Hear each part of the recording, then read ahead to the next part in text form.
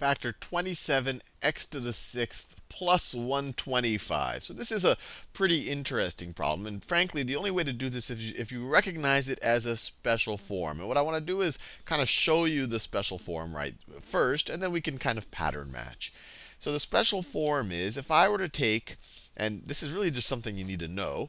I'd argue whether you really need to know this, but actually to do this problem, it's something you just need to know.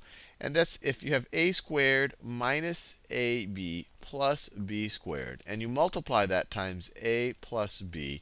Let's think about what we're going to get. So we're going to take a product right here. We're multiplying. So let's do some algebraic multiplication. So let's multiply b times b squared is b to the third. B times negative ab is negative ab squared. B times a squared is a squared b. Now let's multiply this top term times a. A times b squared is ab squared. A times negative ab is negative a squared b. And then a times a squared is a to the third. And then we just have to add up all of the terms. We have a negative a squared b, or we have a positive a squared b and a negative a squared b. So these guys cancel out. We have a negative ab squared and a positive ab squared. These guys cancel out. So all we're left with is an a to the third here, an a to the third, and then plus this b to the third, plus this b to the third. Or another way to think about it, if someone gives you a to the third plus b to the third, this can be factored into these two expressions. That can be factored into a plus b times a squared minus ab plus b squared. And so this is essentially the special form. If you have a sum of cubes, it can be factored out as the sum of the cube roots plus, or the sum of the cube roots times this expression right here. And we just showed that it works. So let's see if we have that special form here. Well, 27 is definitely the cube of 3. 3 to the third power is 27. X to the sixth is also the cube of x squared. If you raise x to the sixth to the 1/3 power, you get x squared. So this first term right over here can be rewritten as 3x squared to the third power. And the second term right here, that's 5 to the third power. So plus 5 to the third power. And just this might be a little bit confusing for you. So just it never hurts to review. Let's multiply 3x squared times 3x squared times 3x squared.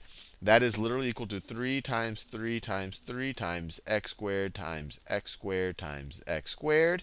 That's this part right here is 27.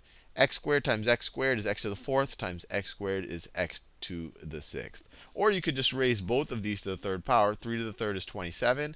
X squared to the third power. You take an exponent to an exponent, and you're going to take the product of the exponent. So it'll be x to the 2 times 3, or x to the sixth power. So now we know that we have this pattern. So we can just use this. We have the sum of cubes. So just by using this pattern right over here, that means that we can factor it as this is going to be equal to 3x squared. That's our a. Let me make it clear. This right here is our a. This right here is our b. So it's going to be a plus b. So it's going to be 3x squared plus b plus 5 times a squared. A squared. Let me do this in a new color. So 3x squared squared.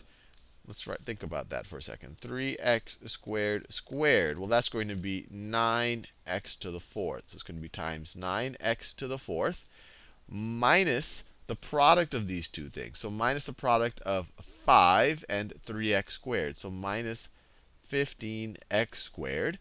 And then finally plus b squared. B is 5, so it's going to be 5 squared. So plus 25. And when I say b is this is b, not the whole 5 to the third. And when I say a, just this part is a. And we're done. And we could, I won't explain it in detail in this video, but this right here, if we're thinking about real numbers, we can't actually factor this anymore. So we are done factoring this. And remember, this is really just a very, very, very special case of being able to recognize the sum of cubes.